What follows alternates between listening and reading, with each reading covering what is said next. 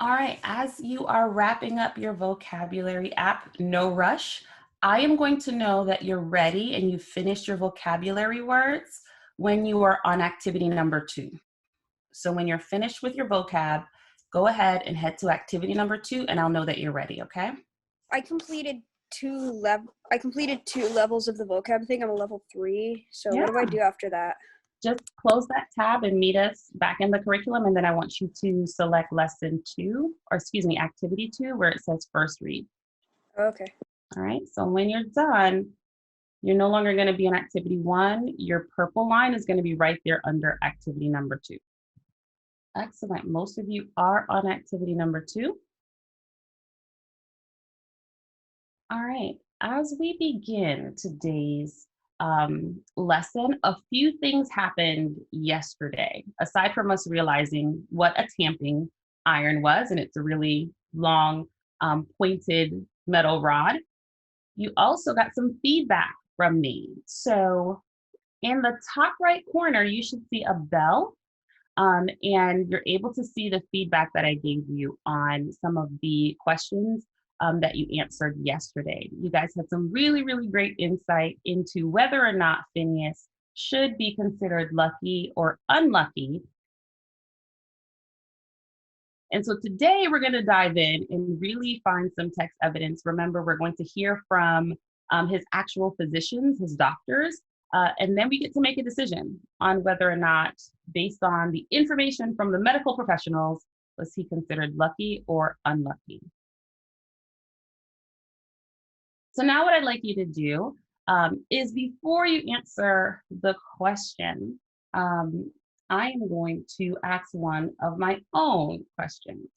And so my question is, what is the first thing a doctor should do if they receive a patient like Phineas Gage? So think about it. I'm going to unmute you in a second. But what do you think is the first thing a doctor should do in this type of situation?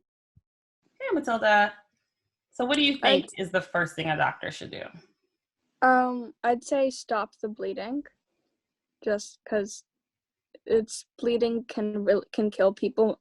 Like blood loss can kill people, and usually people die from blood loss rather than something punctuating them. And I like your explanation. Does anyone have anything different than stop the bleeding? Nikhil, what do you think? Okay, I think the doctor should first examine the wound, see what happened. All right, so we have stop the bleeding or examine the wound first. Liam or Ella, feel free. What do you guys think?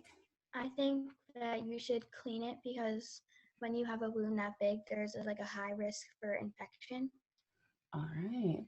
So now we're I think that they should either inject numbing medicine or give them anesthesia to Oh, wow. Okay, so Liam's just like, hey, this is a person, and I think we should kind of ease his pain a little bit because we're pretty sure that probably hurts.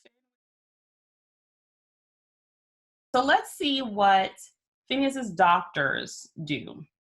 The first thing we're going to do today is I'm going to actually start reading. Remember, your e-reader is right here on the left. I am going to start reading some of this, and then the audio is going to pick up after. As I'm reading, I want you to go ahead and highlight. So I want you to actually, if you want to, just kind of start highlighting some of the things that look like the doctor may be treating Phineas, or even something similar to what you heard in our discussion, okay? So amazingly, Phineas is still alive. The iron throws him flat on his back, but as his men come running through the gunpowder smoke, he sits up. A minute later, he speaks. So we're going to see now what Dr. Harlow does. And opening the brain to plain sight. Dr. Harlow does what he can. He cleans the skin around the hole, extracts the small fragments of bone, and gently presses the larger pieces of skull back in place. He looks inside Phineas's mouth. He can see the hole where the iron passed upward to the roof of his mouth.